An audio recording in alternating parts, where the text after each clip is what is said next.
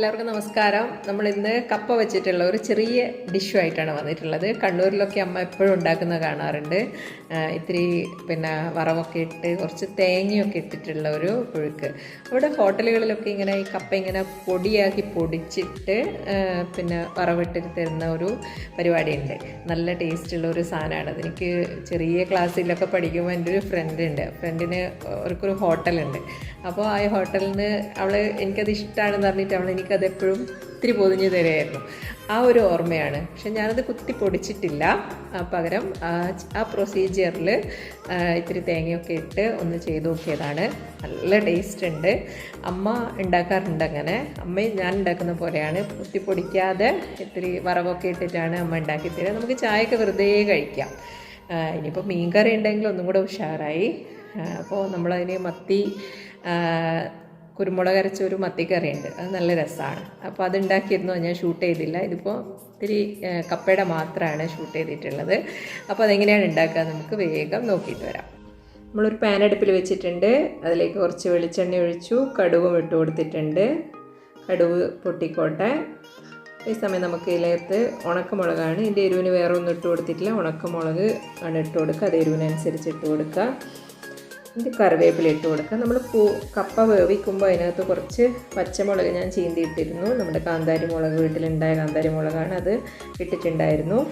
ആ എരിവും കപ്പയുടെ അകത്ത് ഉണ്ടാവും. അപ്പോൾ നമ്മളിത് ഒന്ന് നല്ലോണം മിക്സ് ചെയ്ത് കൊടുക്കുക. കടുക് പൊട്ടിയിട്ടുണ്ട്. ഉണക്കമുളകൊക്കെ നല്ലോണം ഒരു കളറൊക്കെ മാറി വന്നിട്ടുണ്ട്. ഈ സമയത്ത് നമ്മൾ ചിരകിയ തേങ്ങയാണ്, ഏകദേശം ഒരു കപ്പ് തേങ്ങ ഉണ്ടാവും, അത് ഇതിലേക്ക് ഇട്ട് കൊടുക്കുന്നുണ്ട്. ഇതൊരുപാട് മൂക്കൊന്നും വേണ്ട. ജസ്റ്റ് ഒന്ന് എല്ലാം കൂടെ ഒന്ന് മിക്സാക്കുക. ഒന്ന് എണ്ണയായിട്ട് മിക്സായി ഒന്ന് ചൂടാവുന്നത് വരെ മാത്രം വെക്കുക. അപ്പോൾ അത് ചൂടാവുന്ന സമയം കൊണ്ട് നമ്മൾ മഞ്ഞളും ഉപ്പും ഒരു പച്ചമുളകും ചീന്തിയിട്ടിട്ട് വേവിച്ച കപ്പയാണ്. അത് നമുക്കൊന്ന് കുത്തി ഉടച്ചു കൊടുക്കാം. ഇത് നല്ലോണം പൊടിയാക്കിയാൽ നല്ല ടേസ്റ്റ് ഉണ്ടാവും. ഞാൻ അധികം പൊടിയാക്കിയിട്ടില്ല. നമുക്ക് ചായക്ക് ഇത്തിരി ഒന്ന് കഴിക്കാൻ വേണ്ടിയിട്ട് പാകത്തിലാക്കിയതാണ്. അപ്പോൾ തേങ്ങ ഇട്ടതൊന്ന് ചൂടായിട്ടുണ്ട്. അപ്പോൾ നമ്മളിതിനകത്ത് നമ്മൾ കുത്തി ഉടച്ചു വെച്ച കപ്പ ഇട്ട് കൊടുക്കുകയാണ് വേണ്ടത്. അപ്പോൾ തേങ്ങ ഒന്ന് മൂത്ത് വന്നിട്ടുണ്ട്. ഈ സമയം നമുക്ക് കപ്പ ഇതിലേക്ക് ഇട്ട് കൊടുക്കാം. കപ്പ ഒരുപാട് ഉടക്കണമെന്നൊന്നുമില്ല. ഞാൻ പറഞ്ഞു ജസ്റ്റ് ഒന്ന് ചതച്ചാൽ മതി. നല്ലോണം ഉടച്ചാൽ വേറൊരു ടേസ്റ്റാണ്. പക്ഷേ അതിങ്ങനെ വേറെ ആയിട്ട് വെള്ളത്തിൻ്റെ അംശമൊന്നും ഇല്ലാണ്ട് നമുക്ക് കിട്ടും. ഇത് ഇത്തിരി വെള്ളത്തോടെ ഉള്ളതാണ്. അപ്പോൾ നമ്മൾ ആ വേവിച്ച കപ്പ വറവിലേക്ക് ഇട്ട് കൊടുത്തിട്ടുണ്ട്. നമുക്കൊന്നും ചെയ്യാനില്ല. ഇതൊന്ന് കുറച്ച് സമയം ഒന്ന് അതിൽ മിക്സാക്കുക. ഇത്തിരി സമയം ഒന്ന് അവിടെ വെച്ച് ചൂടാക്കുക. എല്ലാം ഒന്ന് നല്ലോണം മിക്സാവുക മാത്രമേ വേണ്ടൂ. നല്ല ടേസ്റ്റുള്ള ഒരു ഇതാണ്. ഈ ഒരു രീതിയിൽ ഉണ്ടാക്കിയ നല്ലൊരു ടേസ്റ്റാണ്. തേങ്ങേൻ്റെ ഒരു ഇളം മധുരം ഉണ്ടാവും. പൂളയും നല്ലതാണെങ്കിൽ നല്ല ടേസ്റ്റായി. അപ്പോൾ എല്ലാവരും ഒന്ന് ട്രൈ ചെയ്ത് നോക്കുക. ഇതിന് നല്ല കോമ്പിനേഷൻ നല്ല മീൻകറി തന്നെയാണ്. പക്ഷേ നമുക്കിത് വെറുതെയും കഴിക്കാം. ഒരു വറവിൻ്റെയും ഒരു തേങ്ങേൻ്റെയും ഒക്കെ ടേസ്റ്റ് ഇതിനകത്ത് നമുക്ക് നല്ല ഇതായിട്ട് കിട്ടും.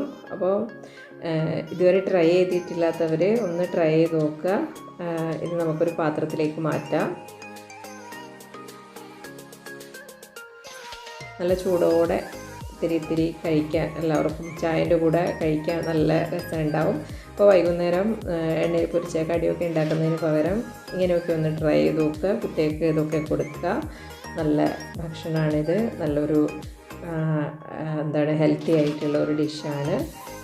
ഇത് നമ്മൾ നല്ല ടേസ്റ്റി ആയിട്ടുള്ള ഒരു മത്തിക്കറിയും കൂടെ ഉണ്ടാക്കിയിട്ടുണ്ടായിരുന്നു. പച്ചക്കുരുമുളകും ഉണക്ക നെല്ലിക്കയും കൂടെ അരച്ചിട്ടുള്ള ഒരു മത്തിക്കറി നല്ല ടേസ്റ്റാണ്. അപ്പോൾ വീഡിയോ എല്ലാവരും കാണുക. ഇഷ്ടമായാൽ ലൈക്ക് ചെയ്യുക, ഷെയർ ചെയ്യുക.